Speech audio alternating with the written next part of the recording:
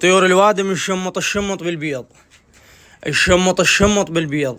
الا طيوري شادات لولب ياخذن مانع بالعباس، ياكلن مالع بالمخلوطه. طيور الوادم شمطت الشمط بيض وفرخت وطيروا فراخه، وانا طيوري بعدها ما مبيضه. اجي للسلال بس مقفقفه وما تبيض. انت ما تقول لي شادات لولب بالخاطر محمد، تاخذن مانع يمتى تبيضن؟ غريد اطلع الفراخ حاله حال الطيور، غريد هالسياسه اللي طبلها ما بيها بيض، كلهن فارغات. يعني انت الخاطر محمد قالوا لي فردهن فردتهن، قالوا لي عزلهن عزلتهن، وكلهن وشربهن شربتهن، قالوا اطبقهن طبقتهن، قالوا اقفل بابهن وقفلتهن، قالوا لا طيرهن ما طيرتهن، وصار لهن 11 يوم على هالحطه. ليه متى طيوري بيضا؟